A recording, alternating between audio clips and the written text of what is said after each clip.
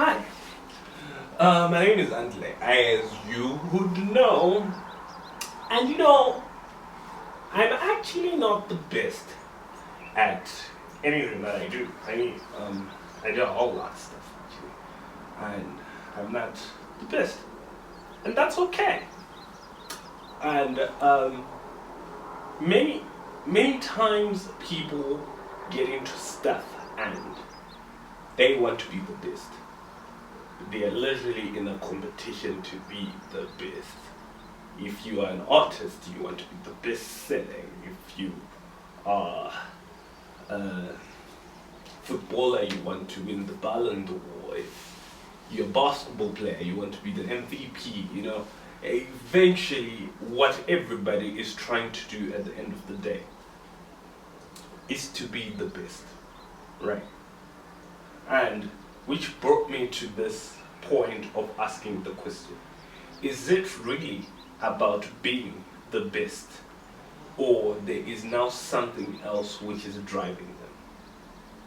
I mean, we get to see that when people get to the point of being called the best, right, they're still looking for more. They're still trying to attain more. And I'm like, you just won the Grammy of the best artist. Why are you trying to look for more? This is why we get to find blasphemy coming in at the end of the day. And which brings me to the point whereby I have now realized that when God created man onto his likeness, there is something, there is a spirit within each and every person that he created, that they want to be like God. They want to be a God.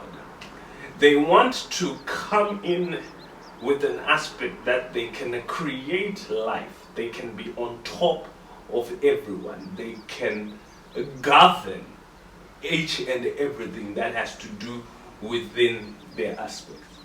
That's why you get to see scientists, they don't sleep overnight, just looking for aspects of being able to create something bigger than what has been created before. That's why you see even artists, singers, they even create metaphor that then makes them seem like they are God. I mean, we have artists who even call themselves a God. So at the end of the day, is it really about being the best, or is it about being a God? Now, I know of a place in the Bible, and this place is about a dude. This dude was so good at whatever he was doing. He was so much into the Word of God. He was so much into a relationship with God. He was so amazing when it comes to being with God. And the devil saw that, oh my God, this dude is there is no flaw to him. Like, I want to test him and to really see his commitment to God, right? And the devil had a conversation with God actually, and he was like, you know what? I am going to show you that this man, he just hasn't been tested enough for him to show his true colors, And this dude was put into trials by the devil. I mean, he had a skin disease. He had everything going on in his body and lost all his riches, lost everything at that particular moment. And what's interesting about this story is when this dude was now having conversations with the people that are around him, they always came with an idea to him.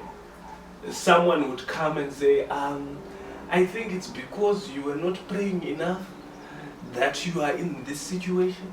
And someone would come and say, I think the Lord is angry with you because you didn't do this. And it was so funny that the whole chapter of this dude, he had people coming to him with ideologies of what could be the reason why he was in that situation. Think about it. And the whole chapter wasn't really about that. So I'm asking someone that, is it really because of that? No, it wasn't actually. It wasn't. Because we then figure out that we are reading. We do figure out that the reason why this dude is in this particular position is actually because he loves God so much that he's being tested to be seen, to see if it was wrong. He then really figured it out that all these people were speaking all that rubbish throughout the whole chapter. And he found out that is it really. So I'm now asking, I mean, it's just a question. Is it really because of what you are thinking right now? Is it really because of what you want to attain right now? Is it really because of your goals that you are even living today?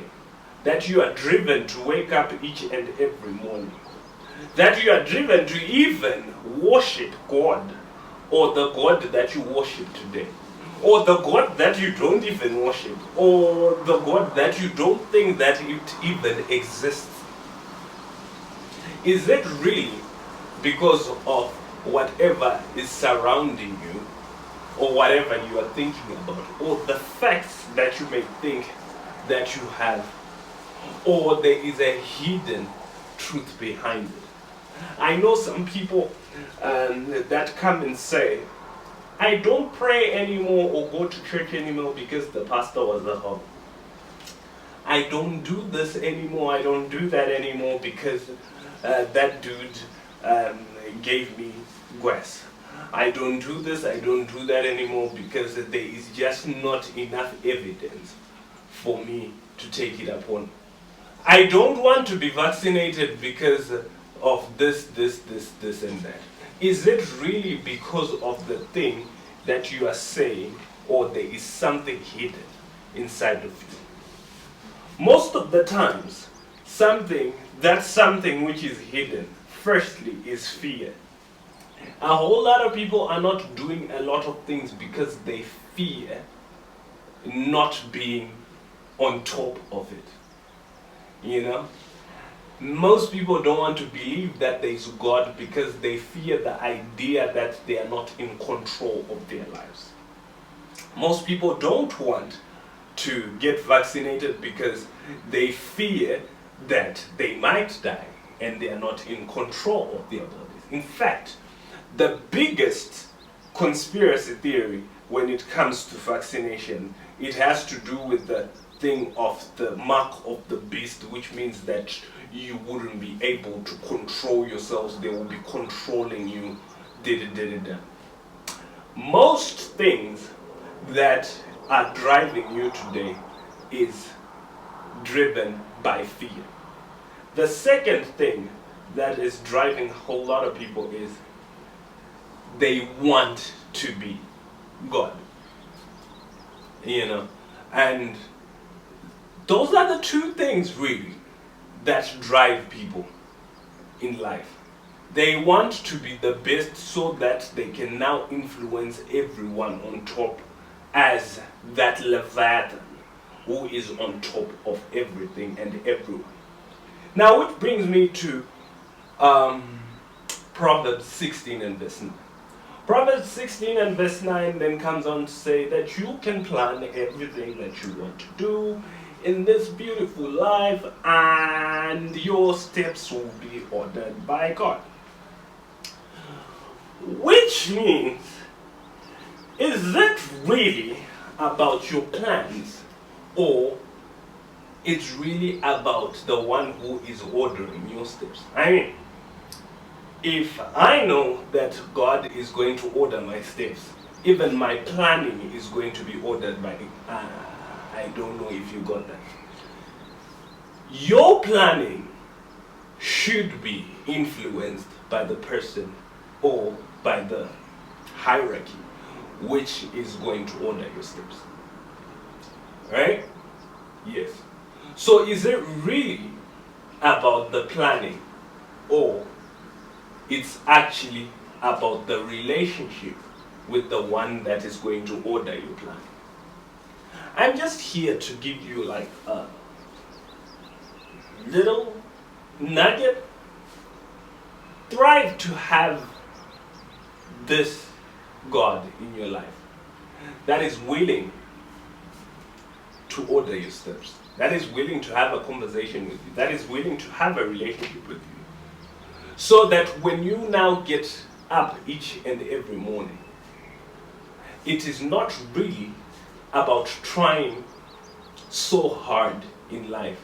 It is really about just having a relationship with God. It is not really about the fear of going to hell. It is really about preparing yourself to be in paradise with God. It is not really about the fear of being controlled by the world. It is just really about having a trust in God that He will protect you and He will never forsake you. Is it really about the things that you are thinking about in your head right now? Is it really?